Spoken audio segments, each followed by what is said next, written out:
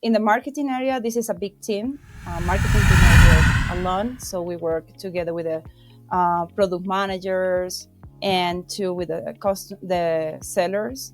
So sometimes we receive the feedback from the sellers, from the commercial area, and on Plus, we trying to go directly to the customer.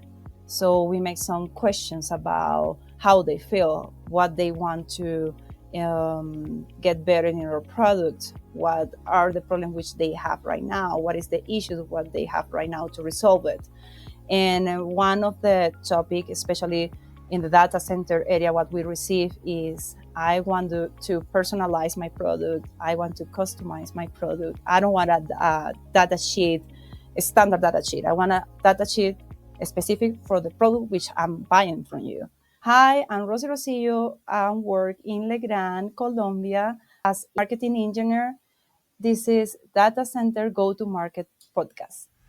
Hi, it's Joshua Feinberg from the Data Center Go-to-Market podcast, and I'm thrilled to be welcoming a very special guest joining me today. I'm welcoming Rossy Rosillo from Legrand.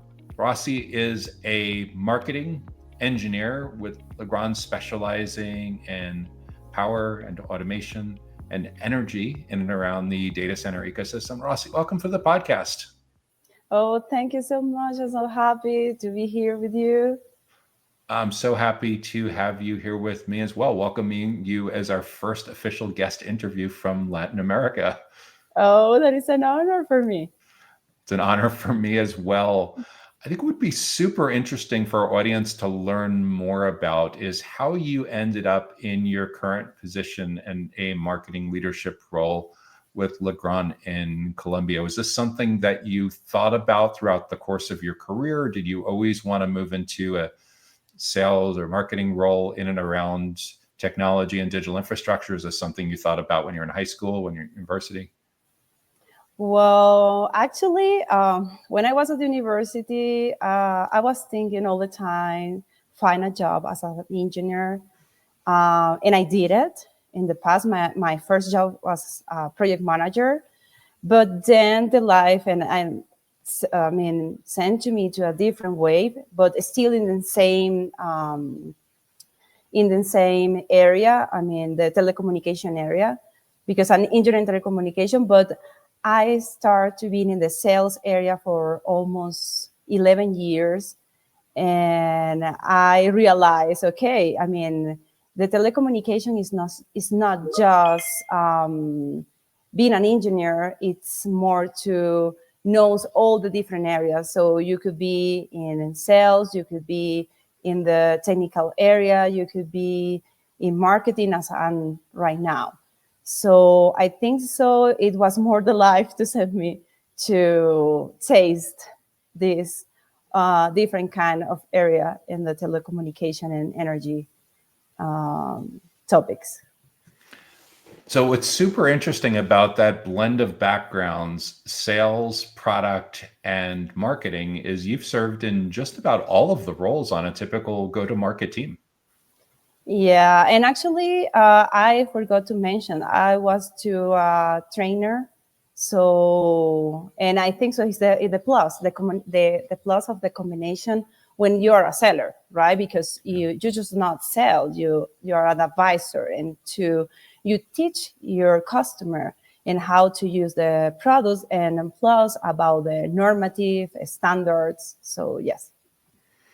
Yeah, and training is always a huge plus, regardless of whether you're having to convey your ideas and drive alignment internally or externally. You're always training someone, especially the way the world is moving, where we have the self-driven buyer's journey now, where people don't spend a lot of time with sales teams anymore until they're almost ready to buy.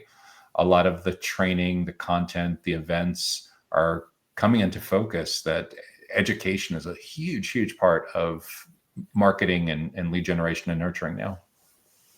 Well, I think that training is very important right now for the industry, because it's the way you can teach your customer about your solution, right? And on plus, you have to teach the market about the technical specification, and it's not just about product; it's more than that. So you have the responsibility when you are the maker to try to guide the customers to use the better solution for their needs.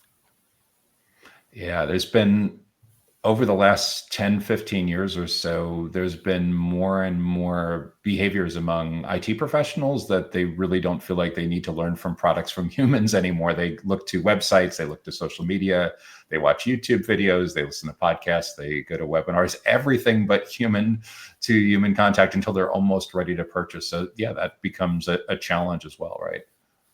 Yeah, but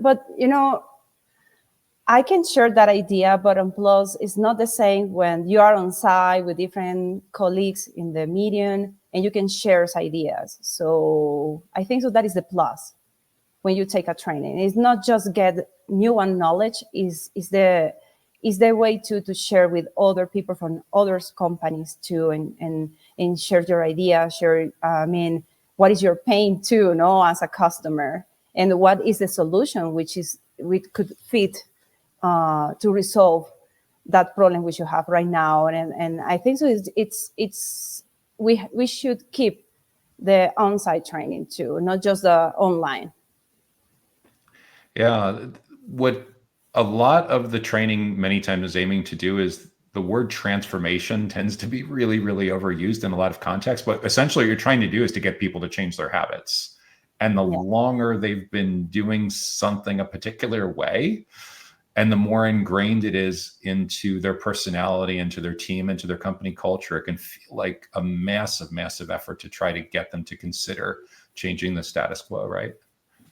Yeah, that's right. But even though, on this industry of data center, almost not everyone, but almost, they likes to have that contact face to face more than just being behind of a computer and then just share information in a digital way, which is good too. I don't say is not good, but if you have the opportunity to do face to face, it's good. So the customer in this area, they still request this, the contact face to face. Yeah, there's so much trust that goes into this industry because there's such a high value on data. The cost of building digital infrastructure and maintaining infrastructure is very, very, very significant. Companies are entrusting their digital assets and intellectual property and their uptime and their brand reputation. So, yeah, trust is a huge part of all of this. And I think that's a big part of the reason why there's this split between hybrid learning, where some people are learning online, some people are learning online in a live format, some people are watching on demand, and there still will continue to, for a long, long time to come, to be demand for on-site events as well. Yes, that's right. It's a matter of it. There's been certain pockets of the ecosystem that have moved to self-serve more than others, like some commoditized parts of infrastructure as a service, kind of like the low-end colocation business, where it's the price point is too inexpensive to afford sales compensation. So a lot of times they're selling more like they would sell e-commerce. But on mid-market and enterprise colocation, yeah, for sure, there's a huge, huge need because there's so many more stakeholders that are involved. It's a much higher price point. It's a bigger, longer commitment. And just a lot of the role of the account executives is helping their internal champion to drive alignment across teams, which is, I imagine, something that you probably run into quite a bit with Legrand as well.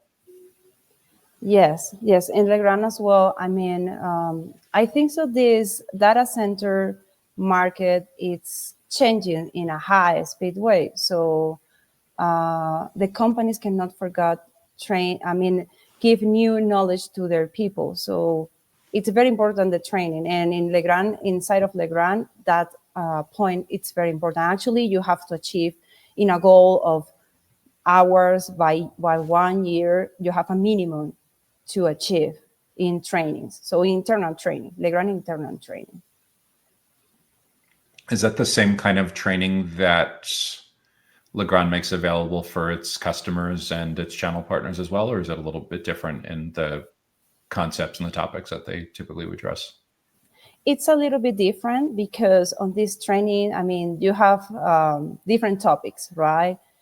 You have for the security area, AI, for example, yesterday the company emphasized to teach all the company about how to use AI, and for sure is for improve and be more productive in every day in our works, in our jobs. So, but the training for the customers are very different because the difference is the way that like how to use the product, the technical process to make the installations. So we have different kind of product, and it's and plus a different way to deliver the information. It's not the same. It's not the same way to deliver the information to a customer than talk with with your internal customer, which is the Legrand workers. What's interesting about that too is I've noticed over the last 10 or 20 years, starting more in SaaS and the software world, where companies put together these big academy kinds of programs where initially they build the training to train their existing customers. And then they also discover that if they produce these training courses, it also happens to be fantastic for lead generation and building the brand in the marketplace. And some of them go to the next step of even have certification programs along with it. I guess the idea is that when you're able to take a deeper role in the ecosystem and in the community, inserting yourself into their professional development, into their learning and development process, that it can be a really, really strong win for a lot of brands. Yes, for sure. And I think that is related to, as I said, with the productive. So yes, you're right. Yeah, it's for a lot of companies, these are culture changes too. So many times it's beyond just, is this just a marketing initiative? Is it just a sales initiative? Is it an account management initiative? Is it a channel partner initiative? Usually it's starting all the way up at the executive level with saying that it's a goal for us to be known in this industry, to be known in these ecosystems with strong topical expertise. And part of it is speaking at events, part of it is having a great blog, part of it is having our own webinars, and part of it is just leading the narrative in the industry about this particular topic. Yes, and it's make more strong. I mean, your workforce, because everybody can use. I mean, it's like a tool. So you give it to your people a tool, and you train there how to use it. Right? It's like, I don't know, Salesforce for the commercial area to organize the information about the sale forecast and the calls, and they could check how it's going on. And yes, it's a tool which you give to your people, the company gives to their people, and make more productive their activities and more easier too. I think too, it's productivity, but it's also alignment, is getting people working on the same initiatives, going in the same direction. Because I know inside of so many different companies, one of the biggest challenges isn't just getting everyone on the team to work together. It's getting teams to work together, good collaboration, good alignment across marketing to sales, and then sales to account management, to onboarding, to support, and looping in product. And that's, for a lot of companies, one of the biggest challenges of all, is to drive this really strong collaborative environment. Yes, that's true. And on plus, I mean, that help them to speak the same language, right? The same terms. And also it's related to the access to the data inside of the company, right? So, but it's expensive. I think so. That is the big challenge. First, it's expensive, and second is the mindset. Mindset. I mean, change the mindset of the community, the company's communities inside. So, it's a big challenge. Do it, but Yeah. they have to do it. I mean, right now in the time what we are living, I mean, the data is giving to you the power, and if your people they don't have access to it, I mean, it's difficult. It's a challenge. Yeah. So it's a combination of both transparency and empowerment and investing in the future of the company, of the workforce, to be able to stay competitive and responsive to marketplace changes. Yes, it is. Yeah, it is. Absolutely. Absolutely. So, Rossi, when you think back to where you were at the beginning of your career, I imagine from time to time you may get some young people coming to you for career advice. Maybe they're still in high school, they're thinking about university, maybe even younger, and they've heard about careers in and around data center and digital infrastructure because of ChatGPT and OpenAI. It's been really in the news a lot the last couple of years. What advice would you give to a teen or early 20 something who has approached you? Maybe they're a family member or son or daughter of a coworker or a neighbor, and they're looking for some advice on what some less technical but really great career opportunities might look like in this space for someone that may not be looking to be an engineer or developer but wants to see what else is out there. What would you talk about with them over coffee or lunch? Well, the first premise is it's gonna be we need you, because right now this industry, you just find people around the 40s, more than 30s, and we need a new generation because, for example, in Latin America, in the technology area, they focus more in software development of software or communication. So the first thing is we need you in this industry. And the second is be open mind, because this industry changes in a very high speed. So you have to be learning about different kind of things. And the second one is don't be afraid, because everybody relate the technical or technology area just to the technical topic, and it's not true. I mean, on my case, it's different. I had been working as an engineer, but then I jumped to the sales, then I jumped to the marketing area. So you can be in different areas, but in this related to the technology. But the first premise is we need you. We need the new one generation. It's interesting that you bring that up because the first time I started going to data center events about 10 years ago, I'm Gen X. And at the time, I would have probably been in my early 40s. And I would look around the room and realize that this is really strange. I'm one of the youngest people in the room. Where are all the 20 and 30 somethings? And I Yeah. think it's improved a little bit over time. Some of the event organizers have gotten creative to the point where they're providing complimentary registrations to people below 25 or in college or something like that. But yeah, there's a lot of work to do to get the next generation excited. And in the US and even globally, there's some grassroots movements now to spread awareness at high schools and colleges, but it seems like there's still quite a bit of work to do in that area. Yes, that's true. Actually, it's the same thing is happening here in Latin America. And because the young people, their focus in the engineering, it's about development software, but the side of the passive products, the design of passive products like cables or for example, interrupters, because we have different kind of solution at Legrand. I mean, the young generation, they are not very interested, but I think so is because they need more information about it at the universities and the school too. So we should promote this.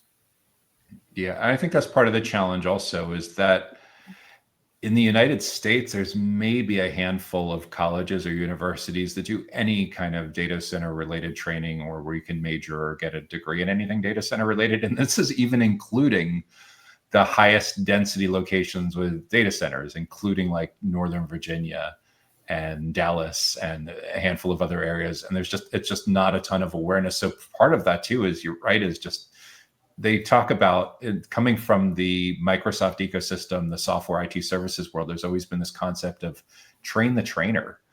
So maybe in addition to just getting to the students, part Yeah. of the initiative is to train the college professors to at least be aware Yes. that these careers exist and that you can have a job working for a company like Legrand or a big data center operator or someone like this, without necessarily having a degree in IT or engineering, because there's all of these other opportunities available that exist.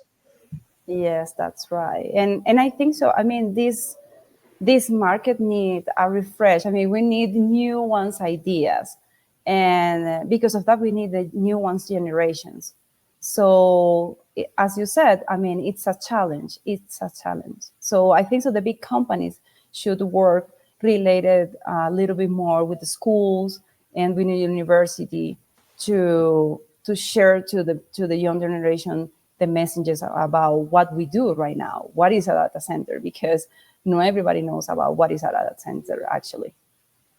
What's interesting too is when you talk about this area, like the idea of recruiting comes up and human resources people going on campus and going to career fairs. And that's where I see these two worlds potentially coming together, where human resources and the internal recruiters would benefit tremendously from having a strong content marketing, strong social media, having an idea of who these personas are. Is there an undergraduate student, a graduate student, or their professors? What do they care most about? How can we create these great immersive experiences that give us a great funnel for future internships? These are all marketing, and it's just another kind of funnel. Yes, that's right. I think that is more related to the communication marketing, but belong to the human resource area. So that's depend about what is the messages with what we send to the communities, right? So it's more about invite them and show them what we do right now for the Yeah. industry. Yes. And this is where there's a lot of benefits too of marketing having a certain autonomy within the organization chart to be where Yeah. they support sales, but they don't exclusively support sales.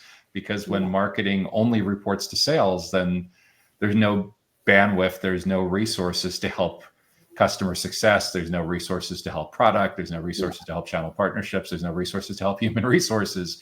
And pretty much there's easily 5 or 6 different major areas in most companies that need content and events to achieve their objectives. Yes, that's right. And it's because of that I say it. I mean, it's part of the communication. I mean, the communication area of the marketing.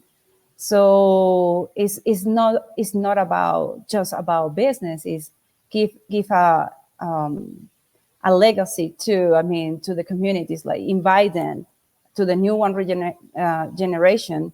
I mean, about what we do right now and what is the impact about what we do right now on their life and in the future, right? Because they use the social media and how it's come from, right? So because of that, as I said, I mean, not everybody knows what is that data center, or few people who knows about these are they are in a very high expertise, or the people who really don't know about it, they thought, I mean, data center is a big infrastructure, and it's not just could be a big infrastructure like a hyperscale data center, could be just a rack in a company with an air conditioner, a cooling system, and the active services like switch, and it could be a mini data center actually. So, but not everybody knows about it. Not everybody knows about it, and it's very important to educate our communities about this. If not, we are going to disappear actually, because our generation who are working right now, I think so in 20 years we are going to be, I'm going to be retirement. So When you mention community too, that makes me think of a big issue that it's especially relevant in the US, but in other places around the world where land is scarce, water is scarce, power is scarce. And you see marketers getting involved in helping to create education and build trust, similar to like they would have another set of personas and another set of educational goals, except they're trying to build awareness of these issues with elected officials, with utility companies, with regulators, in some cases, community activists that don't want data center development to keep moving forward. So there's a lot of different roles with all of this, way beyond just recruiting, retention, and the next generation. But what I'm super curious about as well is you're at a stage in your career too, where I imagine from time to time you bump into people you may have worked with early on 10, 15 years ago. And if you were to be at an event and you ran into a coworker from early on in your career that you used to be close to, you haven't seen in a while, and you sense they're really stressed out, they seem a little bit burned out, and they want to get together with you for lunch or coffee and get some advice from you on how they could get their career back on track, what would you recommend a former coworker that used to be pretty good friends with to think about what they should do for the next chapter in their career? Well, I think so. I believe in the word of reinvention. Reinvention is not just start from zero, right? You could have a previous knowledge, a previous experience, and in base of that, you can continue. So nowadays, the thing is that with you have a very advantage because you have experience, and now you can find or define what do you like, what would you like to do. So in base of that, you can choose in which area you want to be. If you want to continue in the same topic, just like me, like I'm still in the telecommunication area, but I'm in the marketing area. I mean, I'm not in an engineering, but my knowledge and my experience in the engineering area, in the sales area, helped me a lot to do a very well job. So that could be my advice. Is to think about what you've done well in earlier parts in your career and how you can pick things that may have even been one or two jobs ago to all of a sudden be relevant again. Yeah, I would actually, yes, absolutely, yes. Yeah. It's interesting too that when you get to, I'm in the same place, right, career where there's frequently things that I haven't thought about in 5 or 10 years that just all of a sudden become relevant again. Like I used to work with a lot of managed service providers from the late 1990s to the early 2010s. And now all of a sudden I've seen a lot of data center operators, like colocation businesses, who are investing really aggressively in growing channel partner programs. So all of a sudden that knowledge and experience, and like you mentioned, you've worked in sales, you've worked in product, you've supported engineering teams all over telecommunication and power. So having that diverse knowledge certainly gives you more optionality for figuring out what to do next. I think it also shows a potential employer that you're adaptable and that you can learn. And that's And probably one of the biggest challenges for someone mid-career, is being able to demonstrate that they can keep up with the younger generation. yes, and actually, I mean, as I said, I mean, you have the advantage, you have the previous experience, the previous knowledge, so you can say, what do you want? You can say right in this point of your life, you can say what I want, what I like, what I don't like, what I can negotiate, and what I cannot negotiate. And it's different when you are very young and you start to work because you have to set the first opportunity which appear. So and start to to taste and get knowledge. So that is the thing.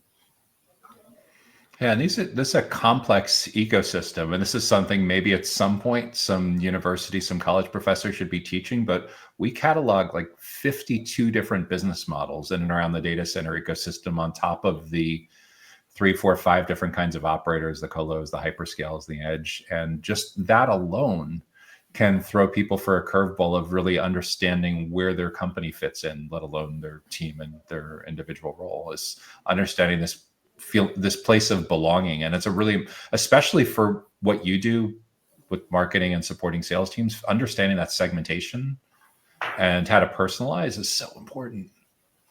Yes, it's very important. I mean, the segmentation of the market is very important because on this way you will know what is going to be your focus, your next focus. If it's going to be customer in the government area or private area, or it's a good way to know what is the next step for you. I see increasingly too in sales and sales support related roles where it's difficult to get face time with decision makers. The people that bring domain expertise from a particular industry are incredibly valuable. I see a lot more companies too even segmenting teams into verticals, like they're hiring people with specialized knowledge in healthcare or financial services or manufacturing, because not only when they're out there generating pipeline and advancing deals, whether it's sales development or usually account executives and account managers, their prospects and clients have a lot more respect for their expertise because they feel like they're talking to a peer. And this in the world where we have so much information access at our fingertip, being able to dig into that experience and being able to have better conversations with your prospects and clients as if you were a peer, even if you're a little more on the junior side, can be really a way to differentiate. The Data Center Go-to-Market podcast is sponsored by DCSMI, elevating the role of sales, marketing, and go-to-market GTM professionals in the growth of the data center industry. To stay informed about upcoming episodes, make sure that you subscribe to the Data Center Sales and Marketing newsletter on the DCSMI website that can be found at www.dcsmi.com. Again, that URL is www.dcsmi.com.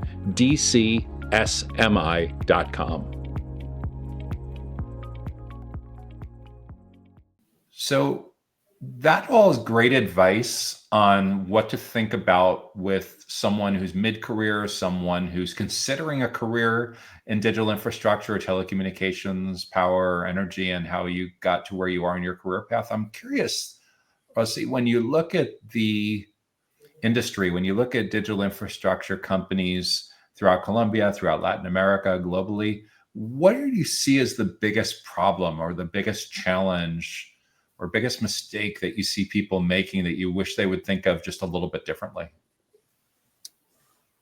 Wow. Well, I think so. Right now, it's something global. You are mentioning something related to the business, right? So not all the companies in Latin America could give all in one package. What I mean, sell the product and on plus give the services, which the name is turnkey project, right? So not everyone or all companies in Latin America can do that. Just a few. Fortunately, in Colombia, we have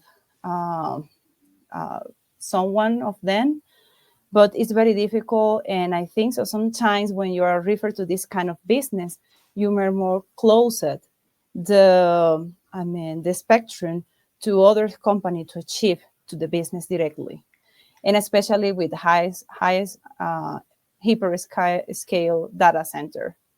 So, but this is the future, and we should we should accept it and trying to work with this. So you see these challenges having more to do with integration, with being able to bring all of these different pieces together into a coherent solution and someone taking ownership of everything? Yes. Yeah, I imagine that's a big deal. I worked in a traditional IT role early on in my career, and then with some small and medium-sized businesses as a fractional CTO. And one of the biggest challenges is everyone felt like accountability wasn't there. There was always someone passing the buck. Nope, it's not an operating system, it's a hardware problem. No, it's not a hardware problem, it's a router problem. Oh, it's the software vendor, call them instead. So yeah. And especially when you look at a hyperscale environment with the dozens and dozens of different companies that are involved, or hundreds of companies potentially that are involved, I imagine that could be really, really challenging if you're working in an environment where there really isn't anyone bringing that together.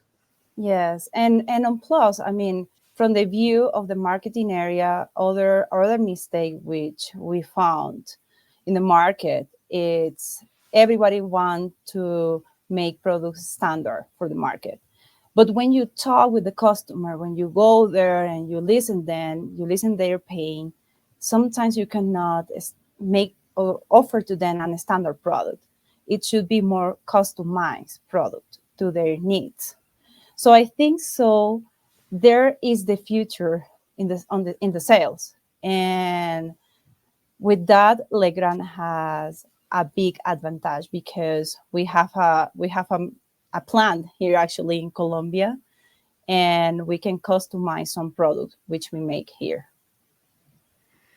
Yeah, I imagine that could be a big hit, especially with enterprise clients that feel like they've developed some proprietary methodologies and have unique needs compared to smaller companies, especially if they're trying to standardize throughout a region or even standardize globally. Yes. So we cannot close the market to related to standard products. So because right now the customization it's getting more important to the customers, right? To resolve the problem which they have right now, and that is what we see. That is what we receive as a feedback from our customer. Are you seeing this demand to customize with their own standard that they can deploy globally, or are you primarily just seeing this in the US? What I'm in Latin America, because what I'm thinking of is when I talk to people in Europe, for example, they're setting up all these dashboards to be able to report on all the sustainability directives. But with a lot of the data center operators, for example, is that if they have locations in the UK and in France and Germany and in the United States and in Latin America, because they're publicly traded companies, they need to normalize the financial data. They need to standardize the financial data. Yeah. Do you see that same kind of emphasis among your global clients where they want the customizations that you're creating locally to be something that can be replicated out to other regions? Or are you primarily seeing this just within countries within Latin America? I think it's more in countries like Latin America. And I could see that from global customers and local customers too. Because sometimes, for example, they don't have the space for main installation of RPP on their wide area. So they have a tiny space because they forgot to let more space in the data center. So sometimes the standard solution doesn't fit on this. And if you have a company or a partner who can help you to find the right solution for this, or can make a customized product for you, I mean, it's the best, right? And even though if they produce if the product is local too, because you can reduce the time to the delivery time of the product. So you mentioned in the course of listening for customer feedback about these needs, I'm really curious about how your team is organized and what other teams you collaborate with on internally to get to this deep customer insight. Are you going out to do site visits with product managers, do account executives, channel managers, how do you organize how you gather this feedback from customers and how it rolls back into both product roadmap and ultimately sales enablement and demand generation? Well, I mean, in the marketing area, this is a big team. Marketing could not work alone, so we work together with the product managers and with the sellers. So sometimes we receive the feedback from the sellers, from the commercial area, and on Plus, we're trying to go directly to the customer. So we make some questions about how they feel, what they want to get better in our product, what are the problems which they have right now, what is the issues what they have right now to resolve it. And one of the topic, especially in the data center area, what we receive is, I want to personalize my product. I want to customize my product. I don't want a data sheet, a standard data sheet. I want a data sheet specific for the product which I'm buying from you. So, because of that, we realize this new topic from the market. So we're talking about not just customizing the product, but in addition to that, you're having different kinds of stakeholders want different copywriting, different kind of product marketing materials? Yes. Interesting. Are these like direct buyer personas? Are these channel partners? What are they typically using, these data sheets? What are they using? Some web versions of them as well? End user. End user. Yeah.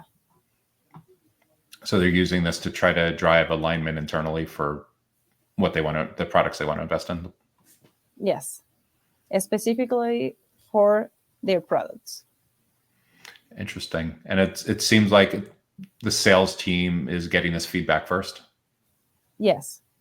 And then it's rolling back to product and it's rolling back to marketing to try to act on it. Yes, and because they have the first contact. So they are or bridge the customer.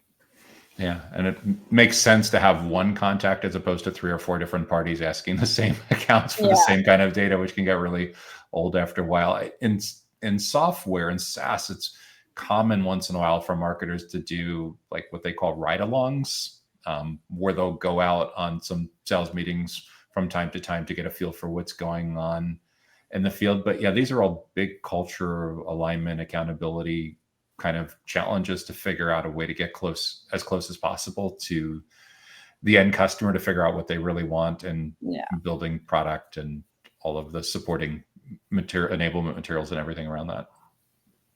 Yes, it's very important. And actually, we present to the customer as a team. It's not just the seller.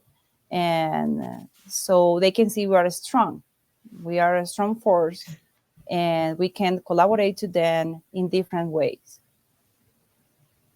Reminds me of a slide in one of the webinars I do on go-to-market team alignment, where imagine you show up as a sports team, and regardless of whether you're a marketer or sales or in product, all they can see on the front of your team jersey is the Legrand logo.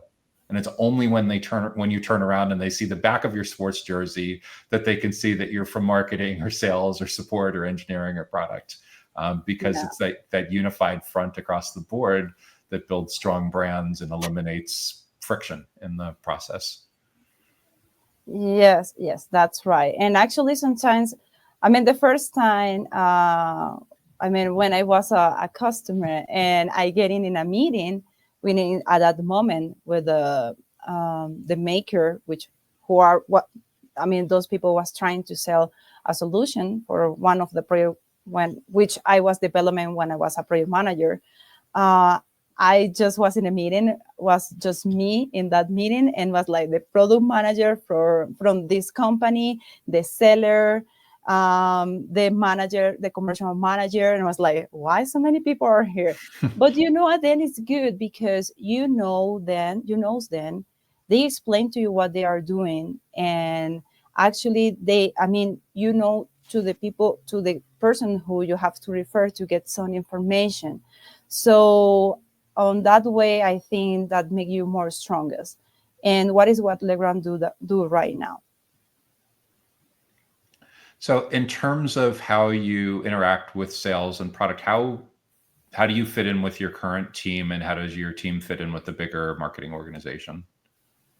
We are in continuous communication. Actually, we had meeting every weekend to know what they are doing, what we are doing, what we have news, what we should change. And I think so that is the key. That is the key, what we do right now. We work as a team. Yeah, no, it's so important because as much as you try to have these formal channels, the trust that comes from collaborating like that, the trust has to be there. Because if everyone feels like they're working in silos and they're competing for resources and there just isn't a good flow of information, everything tends to fall apart. So you really need the opposite of that. I think for a lot of marketers and sales professionals going forward, one of the most important roles in the ecosystem is building trust among different stakeholders. And in order to be able to build trust externally, the trust has to be there internally as well. Yes, that's right. That's right. This is not just the technical information. It goes more than that. The customer have to trust in us as a person, because the seller is a person, the commercial manager is a person. I'm from marketing, I'm a person. So it's not just the technical information. It goes more than that. How we can help them. When you look out into your crystal ball and you think about what is going to be the same about being a marketer and what's going to change about being a marketer over the next 2 to 4 years, how do you think your career might need to adapt to changes in the marketplace? Well, I think it's more related about the change of the AI. Now we have this wonderful tool which help us to analyze the market in a very quickly way and view. It could take you weeks looking for information, analyzing your data about the market. So I think so in 2 years, we will develop new ones strategies and more quickly than we do right now.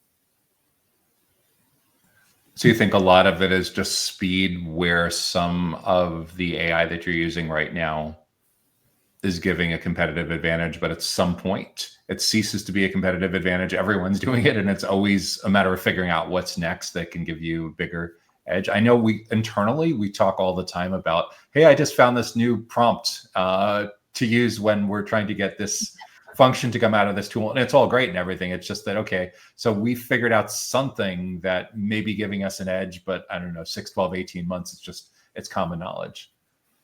Yes, and actually it's not just make a prompt. I mean, but it's more than that. I mean, you can, with the AI, you can analyze, a big size of data which you have from the last years, and you want to make comparisons. So now with the AI, you could do it in a very fast way. I mean, in minutes, you can have the results. And on Plus, I mean, it's something simple like make the comparison between two products. You made a chat with ChatGPT and you have the result very quickly. For sure, you have to use your expertise to analyze that conclusion, right? But could help you to find that, to get the information in a very high, quickly.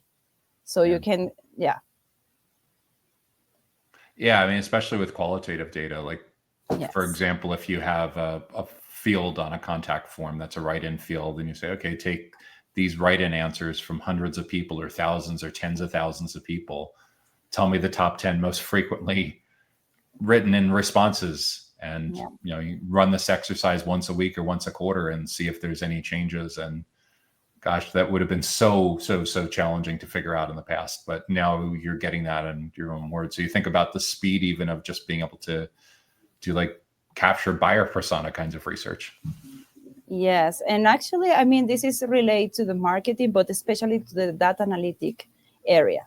Relate to the marketing. I mean, data analytic, and without that, marketing cannot exist. Cannot exist. So, where do you think AI is going to lead your role in your thinking going forward? Is it just these bigger picture trends, or do you think at some point, rather than the AI waiting for you to ask it a question, that it's going to make proactive suggestions? Well, I mean, right now I don't use it to make question about analyzing something. I mean, like, give me your conclusion and I will say by my expertise. It's more about knows some process or how it can help me to be more productive, to make some reports where I have to use biggest data or find some information quickly on the web. And in the future, I think so. I will, with this, if you use in a organized way and how you see the development of this, you could do it or reduce the time which you use for do repeatedly activities in your job. For example, especially right now, answer an email. If you are driving and you don't have time to answer a quickly email, you can use AI to do that for you. You can just give some advice what you want to say, and it do that. It will write that for you. So in this case, it's very helpful. I think about something even as basic as planning field marketing now compared to 5 or 10 years ago. I want to have a road show. I want to have a lunch and learn series in these 8 series, in these 8 locations. I anticipate there's going to be 20, 30, 40 people in the audience. Tell me what I need to be budgeting for, how much lead time, and what should I do for the demand generation. And it's crazy how effective it is. And despite the fact that a year and a half ago, people worried about hallucinations, I'm finding over time that that's becoming much less of an issue. And regardless of which of the 4 or 5 tools you're using, the level of value keeps ramping up exponentially. It seems like the progress is happening almost every week. Yes. And actually it's very helpful, because imagine if you quickly you could have 5 different ideas about how you can make an event, right, with customers, and which could take you in the past, have meetings with all the team, and on that meeting spend one of that meeting just for start to give an ideas and how to develop the event, right? So right now is I think so it's more easy on that way. Plus, too, you can have these conversations with it now where a customer, a peer, your boss, someone, another team brings you a challenge that you've never worked through before. You literally can talk through the AI with it as if it's an expert advisor. And all of a Yeah. sudden now, like, oh, wow, yeah, I never knew you could do that with Google Analytics or whatever you're trying to figure out the answers to what to do next. Well, I mean, you can use the advice from the AI, but plus you have to still using your intuition and your knowledge and make all in base of your experience, right? Because we cannot just do what the AI just say it, and that is the plus which you give to your job right now. I mean, AI is a tool, not the person who do the job for you. What's interesting too is in the couple of AI courses that I've done on LinkedIn Learning, they talk about this concept of supervised and unsupervised learning. But I think there's a certain degree of that mindset that's also required in how you use these tools, is you can't accept the answers as if it's perfect. You do actually have to review the work to make sure that Yeah. it's in the ballpark. Otherwise, it could potentially give you some very wrong and embarrassing information. Most of the Yeah. time it's not, but there definitely is a need for some adult, grown-up supervision. Yes, and actually, right now, I mean, I mean, for me and some colleagues, it's very easy. Find if one email was written by the AI or from the person directly. So because we see the human part, right? It's some human part there, some words, the way you talk, and yes, I mean, you cannot just trust in what the AI is doing. You have to give your you have to do your part too. Do you have any favorite tools or software applications that you use to do your job that are just so indispensable that even if IT was trying to narrow down the list of supported applications or finance was trying to narrow down for budget reasons, that you would push really hard to be able to hold on to because they're essential for your productivity? Oh yeah, actually we are. I mean, I'm living that right now. Uh, yes, I need a tool. I mean, could be Adobe to make the transformation of the document. I mean, the format of the document. If you have a Word document and you have to uh, change the format to PDF or PDF to Word, so because of the right now the that is changing in our company internally. I mean, we don't have access, so sometimes you have to do it by yourself. I mean, trying to find the way, and it's very hard. So in this way, yes, yes, and it's something very simple like that, but it could be. I mean, could affect you the productivity of your work actually, because you take time to find the solution, trying to find another website where you can do it, right? Yeah, I often forget about that in larger companies where there's a significant sized enterprise IT company, there's supported applications and there's unsupported applications. And there's a reason why this term shadow IT has popped up over the last 10 or 15 years, because IT doesn't like when you go and you get your own applications. There, a Yeah. lot of times they're worried about security vulnerabilities or system instability, rightly so. But yeah, if I talk to people from large companies, I talk to entrepreneurs and all in between, and yeah, you forget about that from time to time. What's interesting is even the platform that we use to host these podcasts, there's people every once in a while that need to get special permission from their IT department because it's probably something having to do with the firewall, whether it's StreamYard or Riverside or whatever kinds of services like that. Some are supported and some are not. Oh well, unlucky. Unlucky. But in the other hand, I mean, for example, we work with Copilot, but I used to work with ChatGPT, and for me, it's very different. I mean, I'm feeling like I'm talking with another person. I mean, this is not ChatGPT. Copilot is not ChatGPT. So, yeah, You are right. I mean, companies and it belong to the security IT. I mean, Yeah. they just take the decision to protect our information, and sometimes we can understand, sometimes not, but it is what it is. Yeah, no, I have a certain amount of empathy towards it, not just because we work with cybersecurity companies from time to time, but early on in my career, I worked in a traditional IT support help desk role for 2 or 3 years. And I remember Oh, cringing at end users that were trying to circumvent what we were trying to do to keep the network and keep all the information technology secure. And there was a reason there were standards, yeah. because it's just difficult. Oh, And even when I had my own IT services firm, there's a reason you have standards, because it's really difficult to, as a small firm, to support multiple configurations. yes. Yes, that's right. And I think so. Actually, for me and for all my colleagues, the IT position is the most difficult area in the engineering because, I mean, you have to handle your internal customers. So it's not easy. Everyone has customers at the end of the day, especially marketers, where you're always dealing with that everyone thinks they're an expert with marketing, right? Yeah. Yes. Because they know Instagram or they know TikTok or know YouTube, and the suggestion box of the nonstop, hey Rossy, why aren't you guys doing it like this? Like, okay, thank you for sharing your feedback. We'll consider it. Like, Yes. Yes. It's really hard. It's really hard. and it's a balancing act, because it seems like there's a never ending list of campaigns or strategies that you could pursue. There's only so many hours, only so much resources to go around at the end of the day.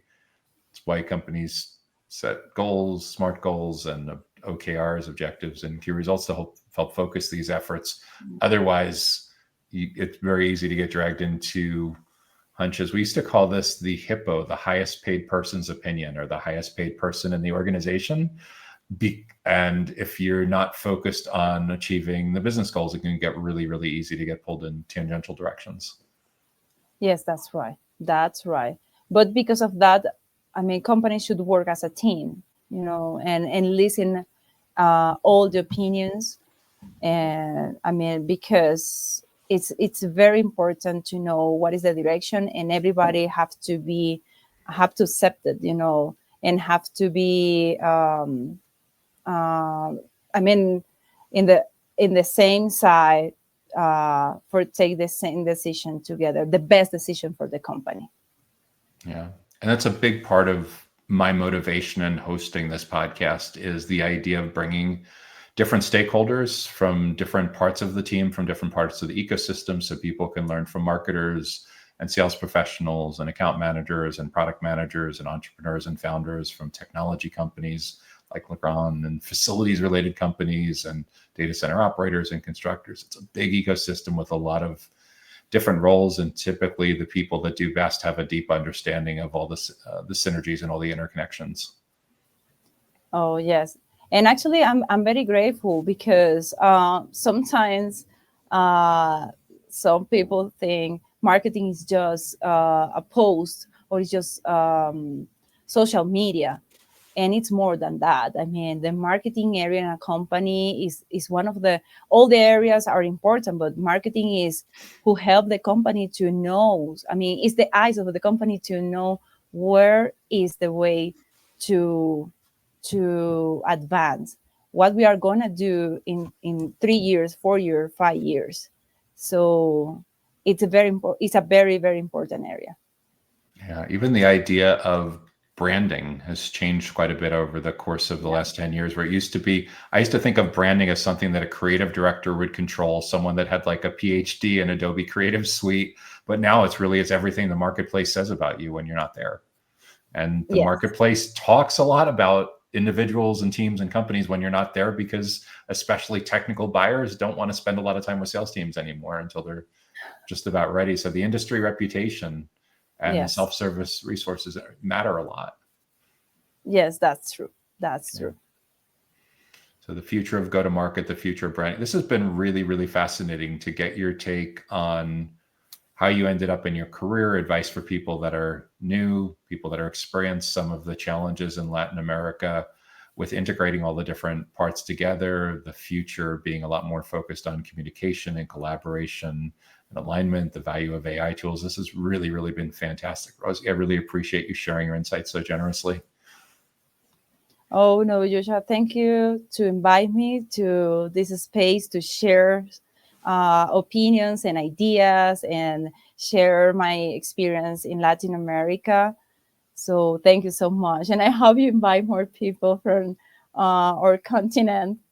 Oh Uh, yeah, for sure. yes, Rosie, if someone wants to reach out to you, connect with you to learn more about what you're working on, is LinkedIn a good place to look you up? yes, for sure. They can just send to me a messages, and I will reply them as soon as possible. And what's the best place for someone to learn more about what you and your team are working on, Legrand? Like a Or favorite social website, media website or favorite social media yes, channel? our website and LinkedIn is our best social media. Yes. So in the blog and the show notes, we'll include a link to your LinkedIn profile, to Legrand's website, and to Legrand's LinkedIn company page. Yes, for sure. And actually, we are on Instagram too, on Facebook, so you can find us everywhere. But especially if you want to get more information about data center, I said LinkedIn and our website.